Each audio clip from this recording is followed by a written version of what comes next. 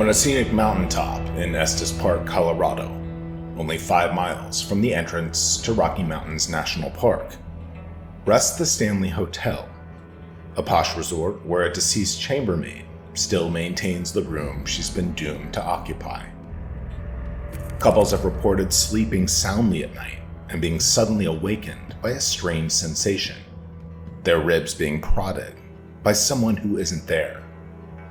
The location in question is the hotel's infamous room 217.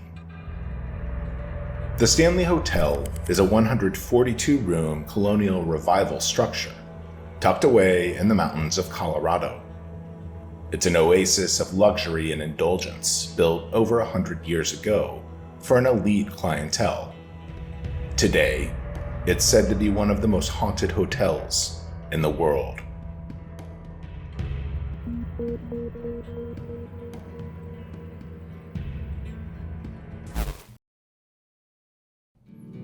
In 1903, a successful engineer and businessman named Freeland Oscar Stanley contracted tuberculosis. At the time, a diagnosis of the disease could be a death sentence. But Stanley was a man of means, being the inventor of a steam-powered car, and he sought out the best advice on treating his ailment. In those days, a doctor could do little beyond sending a patient to a place with dry, fresh air and plenty of sun. A healthy diet and avoiding stress were also part of the prescription. So, based on this recommendation, Stanley and his wife Flora, a skilled piano player, traveled to Denver that year and settled in Estes Park in the Rocky Mountains. In short order, the clean Colorado air allowed Stanley to make a remarkable recovery. He was so impressed with the results that he and his wife would return to their mountain retreat every summer after that. Stanley was a demanding man who enjoyed the good life, and he wasn't happy with a frontier home in a rustic environment.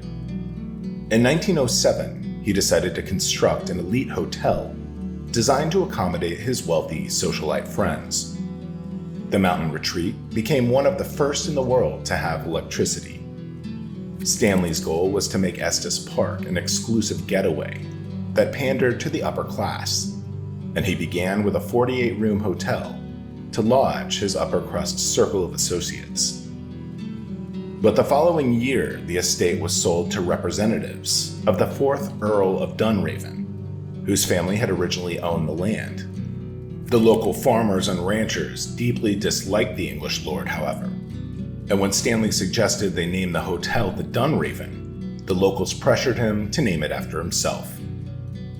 The retreat was successful for a time, but according to legend, in 1911, a natural gas lighting system was installed in the hotel as a backup to the unreliable electricity. Shortly after the installation, a buildup of acetylene gas in a leaky pipe resulted in a violent explosion in room 217. The blast destroyed much of the second floor above the dining room, injured 7 of the hotel's staff, and seriously wounded a chambermaid named Elizabeth Wilson.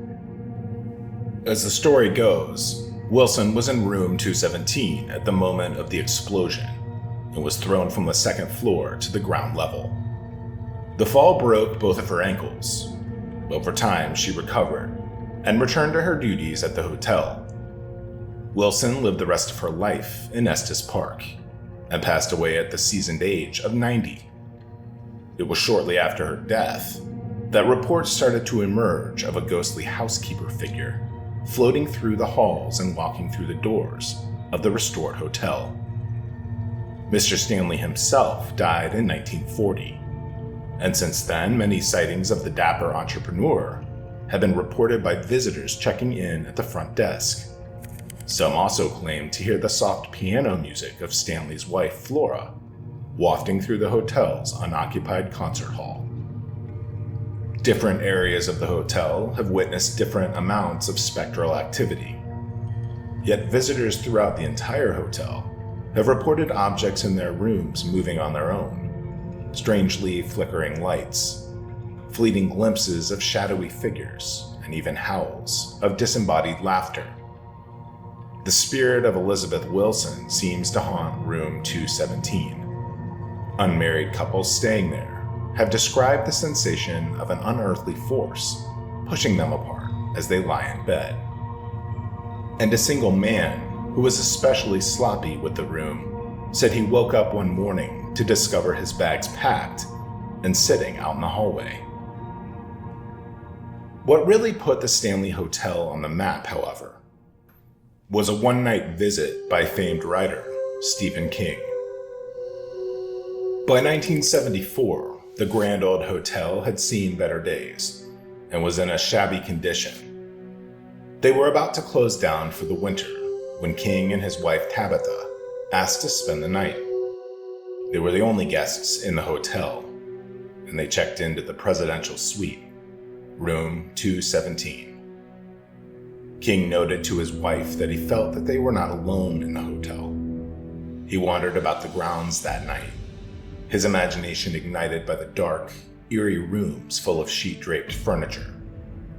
One version of the story has him going down to the hotel bar to order a drink and brainstorm about the desolate hotel.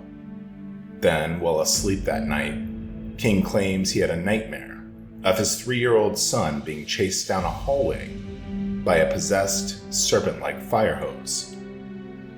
He awoke in a cold sweat and went out to the balcony to calm himself with a smoke. By the time he finished his cigarette, he had worked out the bones of the plot for his next book, The Shining. When the book was published in 1977, it made the hotel a local landmark, and room 217 is now the most requested suite in the resort. As a nod to King's contribution to the hotel's popularity, the Stanley Kubrick movie based on King's novel plays continuously on one of the hotel TV channels. In more recent years, ghost hunters and other investigators have explored and tested every corner of the haunted sanctuary, and they've discovered a cyclone of paranormal energy on the staircase in the hotel's front lobby, a spot they call the Vortex. It's believed by some to be a portal through which spirits that infest the hotel can pass.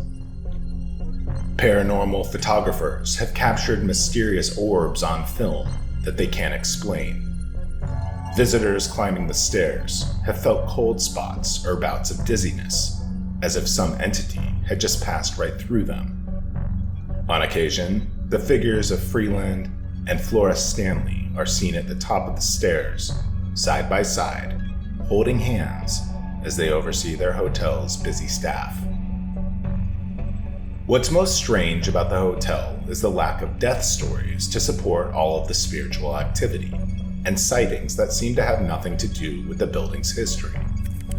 Many have claimed they saw the ghostly presence of children in what was once an attic on the 4th floor, but no child ever died in the hotel.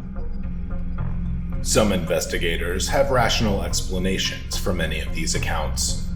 Strange sounds and creaks are simply the old structure continuing to settle and age. Wooden planks on the floor warp with time, and stepping on one end can cause objects to move on the other. Windows on the old edifice aren't secure anymore, and the wind roaring through the mountaintop resort can generate all kinds of sounds and sensations. Yet many reports have no logical explanation. One skeptic stayed at the Stanley Hotel in 2019 and discovered that there was no air conditioning.